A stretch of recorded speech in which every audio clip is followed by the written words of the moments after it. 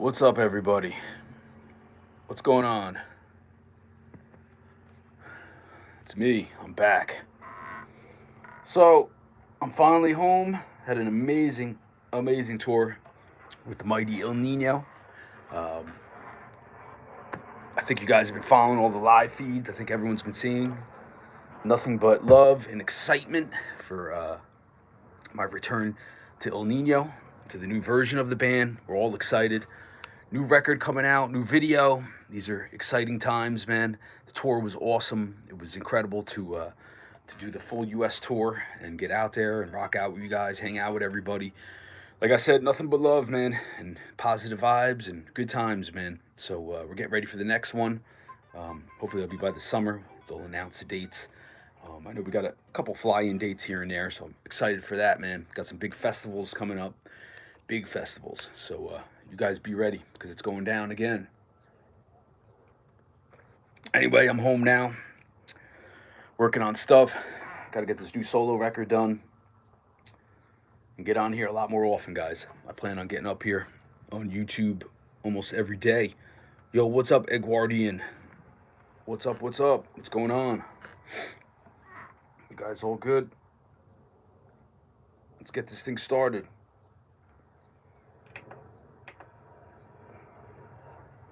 Yeah, now that I'm home, I'll be on here a lot more often. Obviously, I have more time. It's hard to get on YouTube live every day from the road. You know, it's just too hectic, too noisy. A lot of times the dressing rooms are right by the stage, and it's just hard to find a nice quiet area to go live. But I'm home, so I could go live now if everything works. I haven't done this in a bit, so bear with me. What about you guys? What's going on, man? You know how I do this, man. I like to talk, interact with you guys, so now's the time.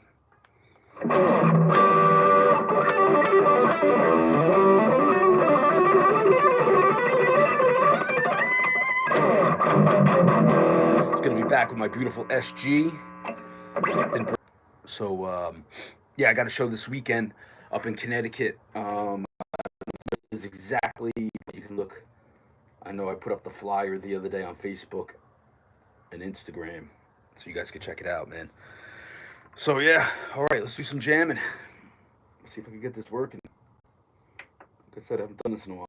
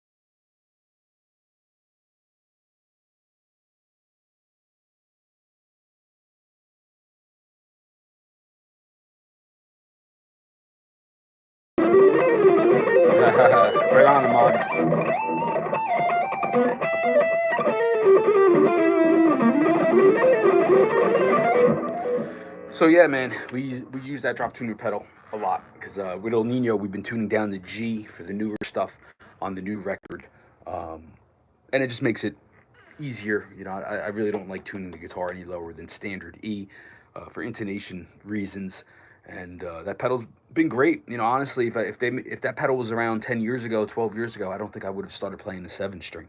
But now that that pedal's around, I can do everything on a 6 string and just use that pedal to tune low. So it's pretty cool.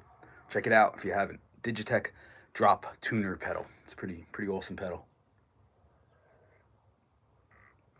But you guys know for my instrumental records, I really like to stay in standard E. And if I go lower, then it's just probably B, and I use my 7 string for that. So it's pretty simple. Cool. It's good to be home playing my SG though. I miss this guitar. It's one of my favorites.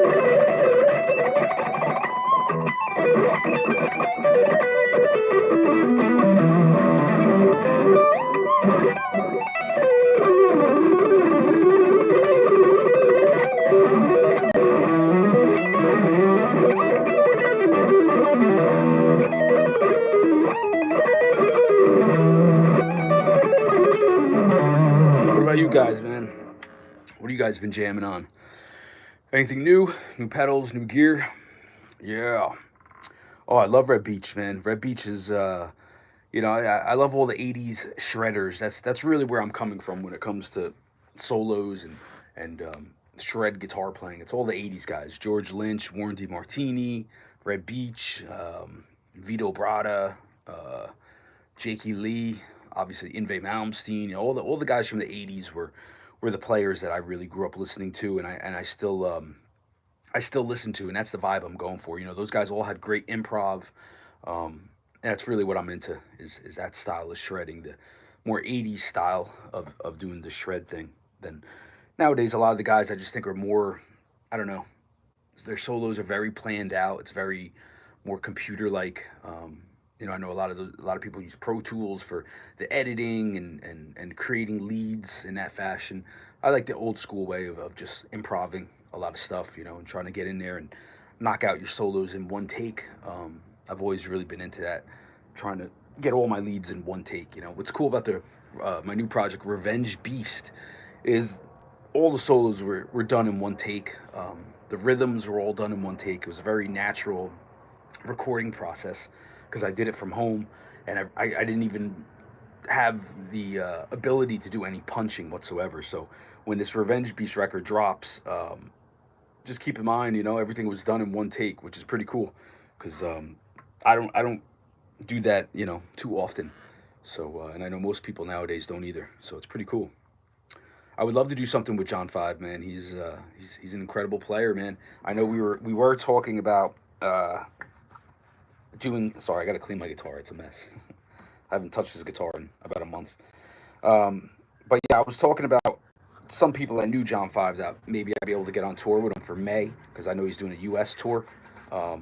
Never really heard back, but maybe in the future we could do something, man. Because I'm definitely a big fan of John Five, and I'm hoping to catch one of those gigs in May. He's an incredible player. Hell yeah, Rat laid down. Yeah, I love Rat, man. Rat is all that hair metal stuff. I grew up on that stuff. I love that music. I don't think I really ever liked the way they looked. Dressing up like a bunch of girls a lot of times, the makeup and stuff. But musically, I love that music. I still love that music. I still listen to it. I'm very influenced by stuff like Rat. I love Tesla. I love all that '80s heavy metal stuff, man. To me, that's some of my favorite music. Is that music? It's just great musicianship. I like the vocals. That's the music. That's when I first started playing guitar, 1986, when I was a kid. And that music was huge. That music was all over MTV, and yeah. But I love grunge too. Grunge was cool, man. I always got down with the grunge when that hit. I loved Soundgarden. I love early Pearl Jam, Alice in Chains. That music was great, man. That music meant a lot to me too. growing up. So it's all good stuff, man. Good music is good music, no matter what the genre is. As long as you're playing and you're doing it properly, it's good stuff. I gotta apologize too. I'm a little out of it today, guys. I'm first day at home.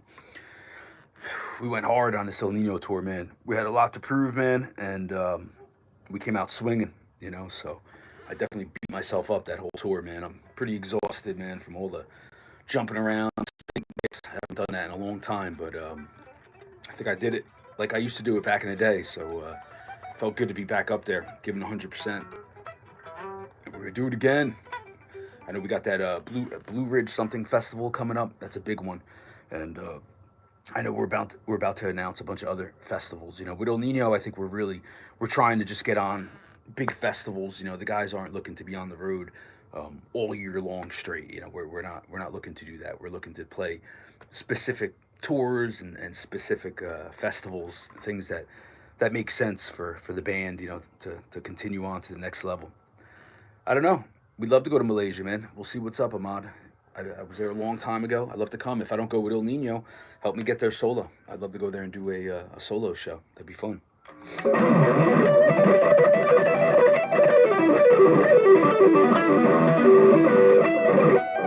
Yo, the new El Nino songs are, listen, man, everyone loves that Revolution record, I know. It's like 21 year anniversary now, I think, this year. Great record, very influential. I know a lot of people always hype that record, how much they love it. But I'm telling you, and I'm not just saying it, the new El Nino stuff is even better than anything we did back in the day. We got a awesome singer, Marcos, who's incredible, um, and the music is just heavier, man. It's just cooler riffing, a lot heavier riffing. Um, Wait till the new video drops. You're gonna see our new song. There's the Mascara is up, All or Nothing is up. I wasn't in those videos, but this new one that's about to drop, I am on. I did a cool solo in it, so it should be dropping, I think, in a week or two. I don't know what the holdup is, but I know it's supposed to be out soon, and it's great, man. I'm telling you, the new El Nino stuff is next level stuff for the band, so I'm excited. I'd love to do a clinic for Washburn. Honestly, I lost touch with Washburn. I don't know who's there anymore. I don't even know if I'm endorsed with him anymore. I love their stuff. I love my signature seven string, but my rep had quit the company, I think, about 2 years ago now. And since then, I really just lost contact with people. I've tried emailing, I tried messaging them on other places, and I just can't get in touch with anybody at Washburn. So I really don't know what's going on with the company over there, man, because we both basically have just lost contact, unfortunately.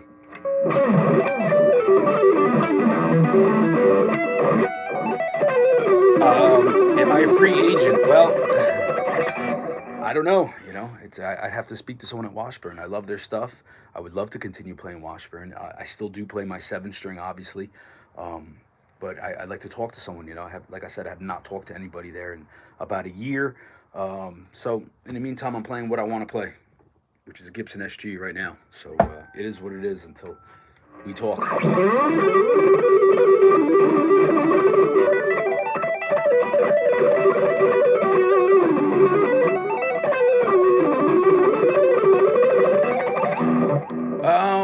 Yo, I love ESP guitars. Kev wants to know why I stopped playing ESP years ago. I love ESP. You know, they endorsed me a long time ago. Honestly, by about '05, I think it was, I stopped playing ESP just because they had a new rep there that just wasn't very, honestly, just wasn't very cool with me. I don't think he really supported me, understood what I was doing, what I was bringing to the table with Soulfly. So when I asked for certain things that I needed, which was really just like a whammy bar guitar with a Floyd Rose, like I just really wasn't getting. They didn't send it. They wouldn't send it to me, and I wanted to do a lot of dive bombs on the Dark Ages record, which I didn't do because they never sent the guitar. Um, so I just figured, man, it's just I'm not getting the proper uh, recognition, so I decided to just go somewhere else, and that's when I started playing Yamaha guitars. I was already playing their acoustics, um, and so I just started playing their electrics. And then, as you guys know, I've jumped around a lot. Probably not a good idea to do that, but I love all guitars, man. I have a hard time picking one guitar that I'm crazy about. I really just I have a passion for guitar, and I have a passion for playing all different types of guitars, all different types of configurations, you know. Although nowadays I've always loved the SG and anything that is shaped like an SG. So that's what I think I really will be playing from here on out, is anything that's shaped like an SG or a Les Paul. Um, and yeah, so that's it. But yeah, I just, you know, ESP's great though, man. I mean, they do make obviously excellent guitars. Everybody plays them. I just wanted to do something different and play some different ones, and you know, go to a company that wanted to show me a little bit more support. So yeah.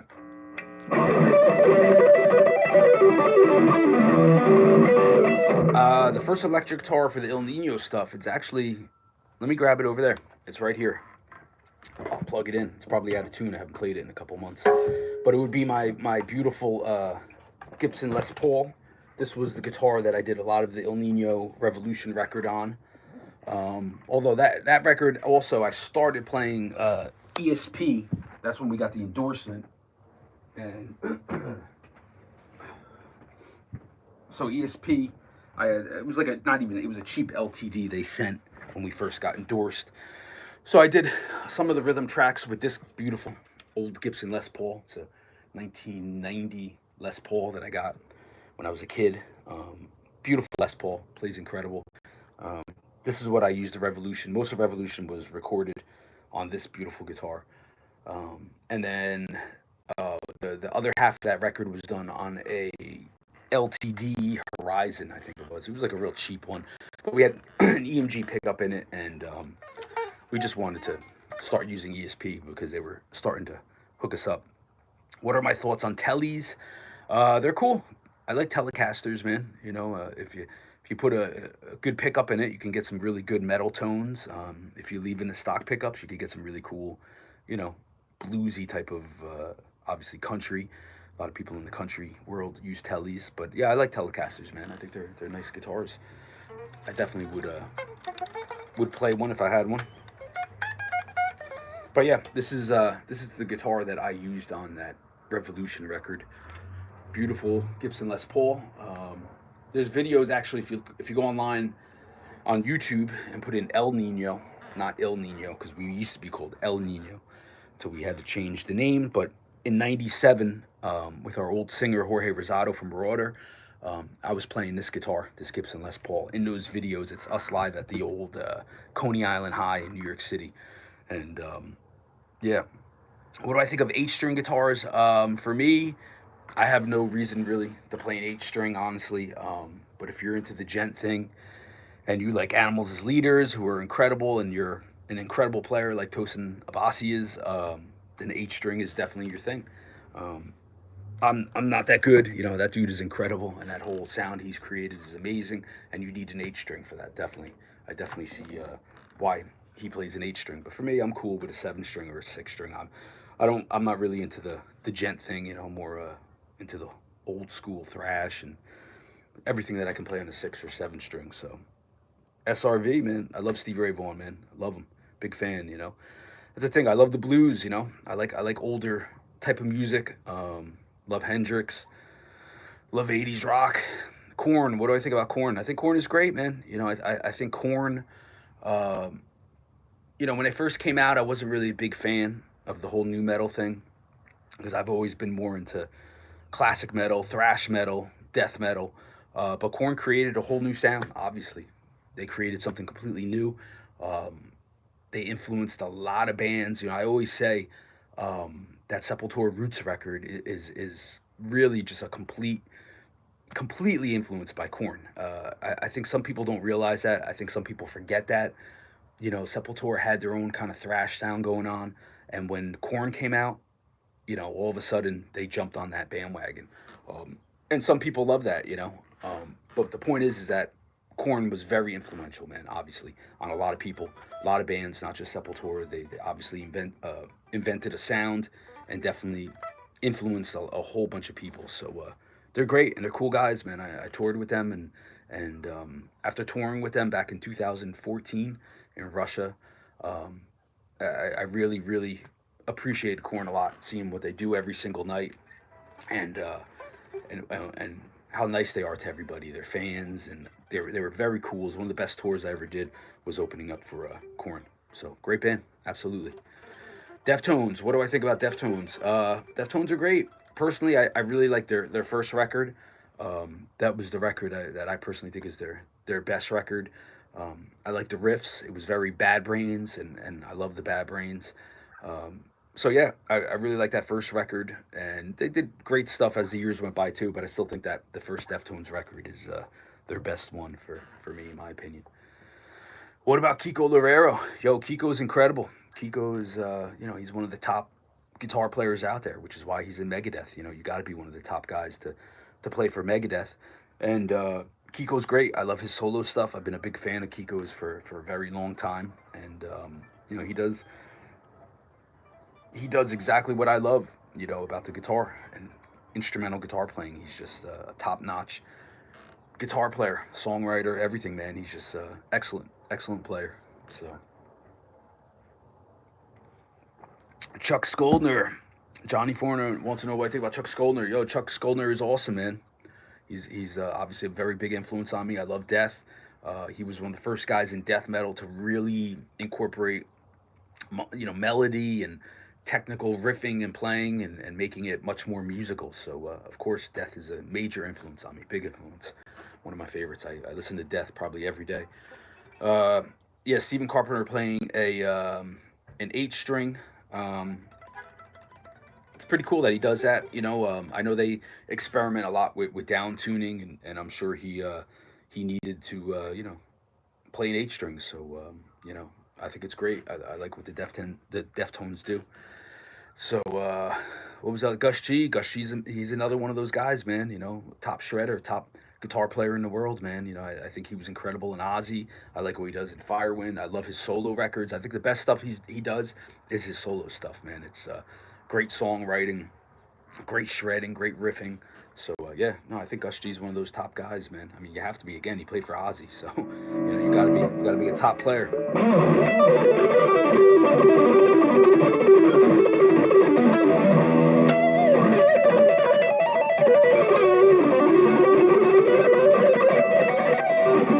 Oh, someone asked about my brother. Yeah, he DJs. His name is DJ Cloak and Dagger, and he DJs around the New York area often. So check it out. Magla from Poland. No, I don't know who that is, man. I'm sorry. I don't know. Is that an instrumental guitarist, maybe? A band? I'm not really sure.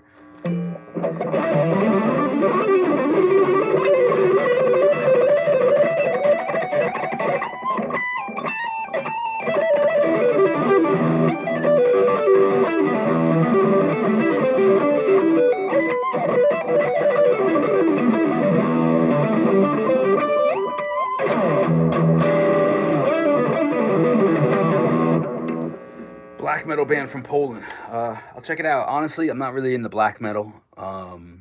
If there was a black metal band that I do like, and I don't even really consider them black metal. I think they're more death metal. I really, really love Flesh God Apocalypse. I think that band's incredible. I think they're one of the best bands out there right now for like death metal. If that is black metal, then I think they're great. That band, Flesh God Apocalypse, man, they're really super creative. I think. Velvet Underground. Did you say Velvet Underground or Velvet Revolver? And what I don't even remember who that is. Velvet Revolver is Slash's old band. They were great. I love Slash. I am a big fan of Slash's guitar playing. Love Guns N' Roses. Actually, the best stuff I think Slash ever did is his solo records, man. I really love those Slash records with Miles Kennedy, man. That's some of my favorite stuff Slash has ever done. So, but yeah, I'm a big Slash fan. I think he's excellent player. Okay, so there it is, man. Oh, Lou Reed's band, Velvet Underground. Yeah, I'm not that familiar. I remember that song Heroin, right? It's like really old stuff, like super experimental. Um, I'm not really that familiar with all their stuff. Can I play Fenestrelli Fortress? Yeah, that's I haven't played that in a long time. That was all acoustic, but I think it was right, something like that. It's been a long time, man.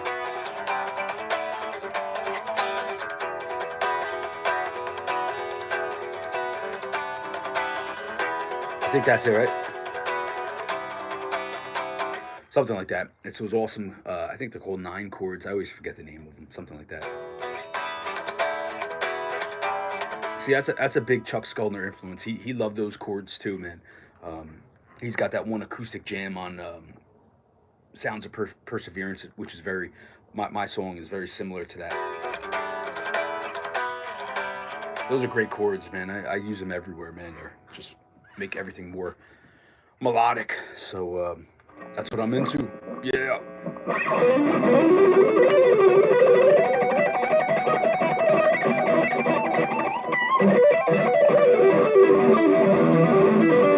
Yeah, that was a great song from Legionnaire. You know what's funny about Legionnaire was originally that record, I intended that record to be all acoustic. I wasn't going to do anything electric on it.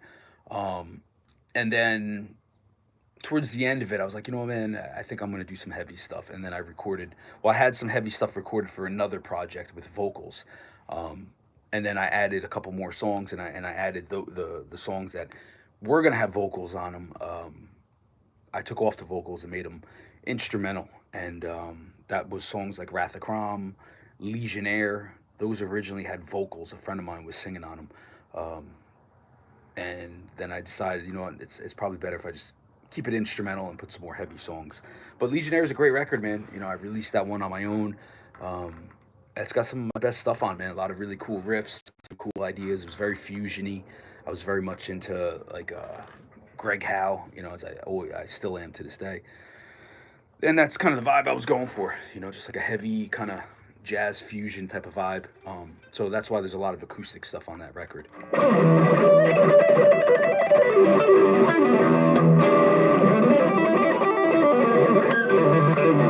Yeah, SPQR, man. That's a song that's very influenced by Death too. You know, I mean that the intro riff.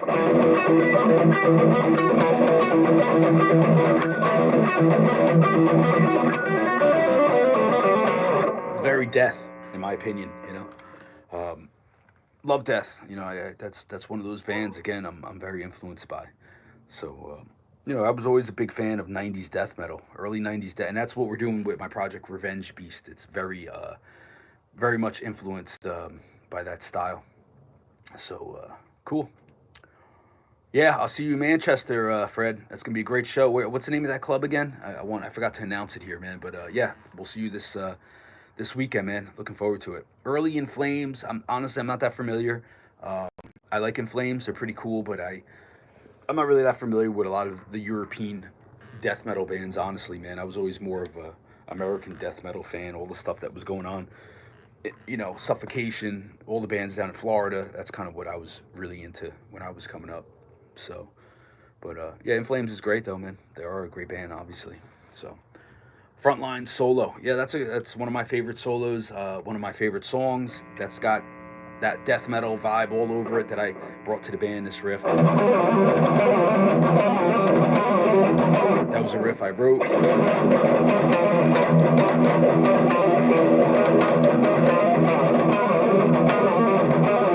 You know, Soulfly never had riffs like that until I joined the band. But that was very much influenced by bands like Death. You know, that's kind of you know, that riff was something I was playing for a long time. That I was doing like in my early death metal bands around here. I had a death metal band called Thanatopsis back in '94, and we had riffs like that. You know, that style, the trills.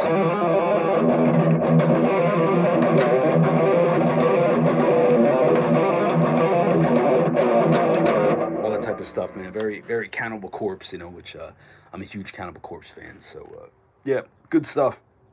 So cool. All right, guys. Well, I got to split. I just wanted to come on here for a little bit. Good talk, good conversation. I appreciate all the questions, and you know, I could sit here and talk about music and guitar playing all day long. You know, so yeah, right on, Tony Tag. Well, all good, man. I got my own royalties too, bro. So you know, El Nino, we're coming back out, and that new record. Woo! Get ready, it's gonna crush. And I got all my own records for my own royalties, so it's all good, yo. It's all good.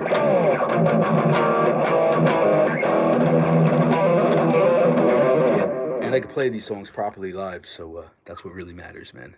That's the honesty behind it. Boom. All right, guys. So I got to split.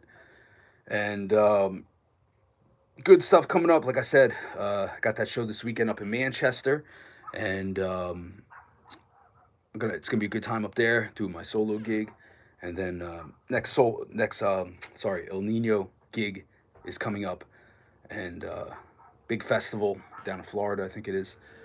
Um, yeah, a lot of other big festivals we will be announcing. So get ready because we're taking over, dude. Cool.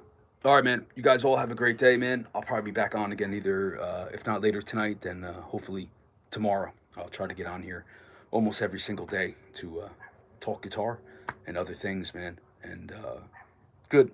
All right, guys. Have a great day. Peace.